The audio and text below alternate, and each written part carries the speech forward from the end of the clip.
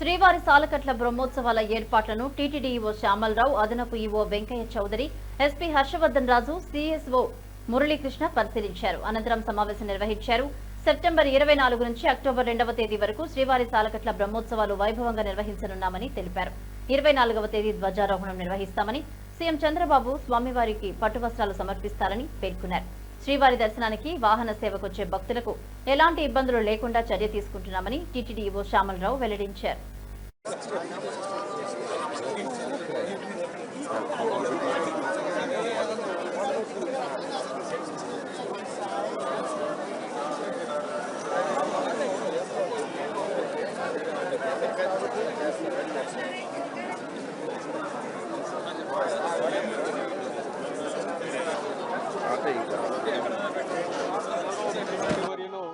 శ్రీ నారా చంద్రబాబు నాయుడు గారు రాష్ట్ర ప్రభుత్వం తరపున పట్టు వస్త్రము స్వామివారికి సమర్పించడం జరుగుతుంది.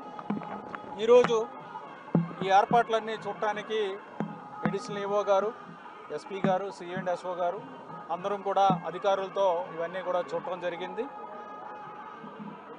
ప్రతిరోజు వాహన సేవలకి భక్తులు వస్తారు, స్వామివారి దర్శనానికి భక్తులు వస్తారు. వీరికి ఎటువంటి ఇబ్బంది లేకుండా ఏ విధమైన ఏర్పాట్లు చేయాలి, సెక్యూరిటీ పరంగా ఏ విధమైన ఏర్పాట్లు చేయాలి అవన్నీ కూడా చర్చించడం జరిగింది.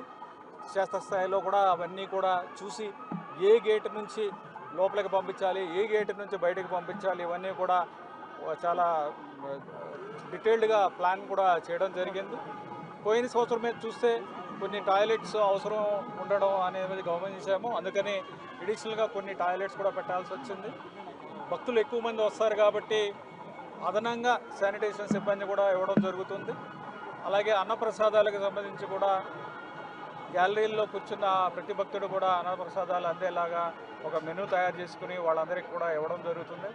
అలాగే పెరిగొండ వెంగమాంబ అన్నప్రసాదం కాంప్లెక్స్లో కూడా అదనంగా అన్నప్రసాదాలు ఏర్పాటు చేయడం, దాని యొక్క సమయం కూడా దాన్ని పెంచడం కూడా జరుగుతుంది.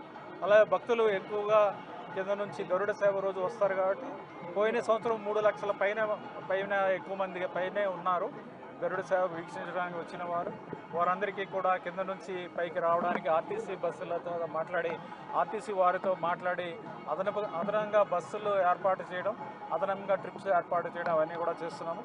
ఇక్కడ పైన పార్కింగ్ ప్లాన్ కూడా మేము తయారు చేస్తున్నాము. ఎక్కడెక్కడ పార్కింగ్ చేయొచ్చు, ఎలా పార్కింగ్ చేయొచ్చు ఇవన్నీ కూడా. అలాగే కింద నుంచి పైకి వచ్చేటప్పుడు కూడా అన్ని వాహనాలు పైన పెట్టడానికి ఇబ్బంది ఉంటుంది కాబట్టి